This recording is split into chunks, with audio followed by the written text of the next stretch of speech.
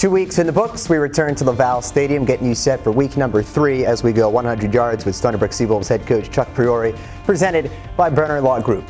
We talked last week about the challenge that would be presented to your squad, having to go out to Utah, take on your only FBS opponent. You got a challenge. What made them so tough? Well, they're a good football team. You know, they were a top 20 team last year, 11-2. They got an NFL draft choice at quarterback. You know, disappointed how the final score came out. Certainly, we knew going into the game we were, you know, fighting the odds of not only the talent part of it, but the travel part of it. But our kids did compete. You know, if you don't look at the scoreboard while you're watching the film, I think you get pleased. But they did some things that we've got to get better at in the future.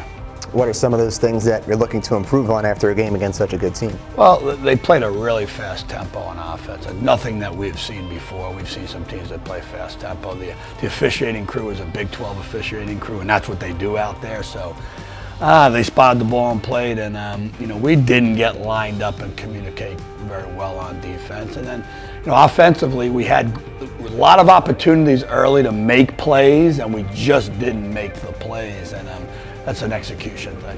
Tykel Fields started this game. Jack Cassidy more or less finished it up.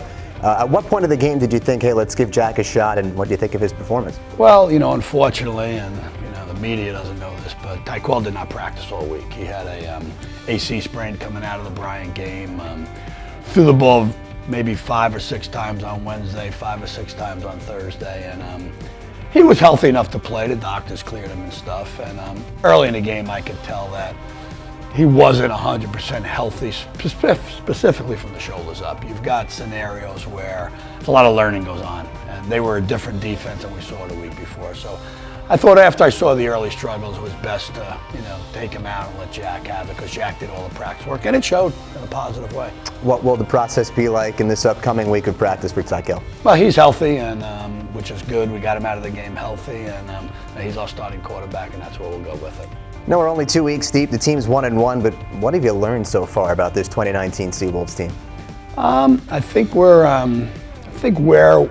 we are is where I'd hope we'd be. Obviously, we'd want to win the Utah State game, but you know, I was hoping we'd come out of it getting a lot of kids some playing time. I think we've seen that. You know, we've played, you know, 2 quarterbacks a lot in 2 games, and you don't get a chance to do that on a regular basis. So I think we're creating some of our own depth, which is crucial, which will help us when injuries come about. And I think the other thing is they have a pretty good passion to want to be successful. Now, you know, we didn't win the last game, but we handled that adversity awesome. We got on the practice field last night, and we were as if we had won the game. Get to return home to Stony Brook, a place where you hadn't lost in about 2 seasons. You take on another non-conference opponent in the Wagner Seahawks, an Empire State foe. What goes into this game against the Seahawks? Well, you know, first and foremost is to get better at those things that we, over the past 2 weeks, felt we needed to. And I think we made progress in practice last week, and we got to make the same progress. Obviously, Wagner will represent correctly that real good opening game against UConn, and challenge them right to the end.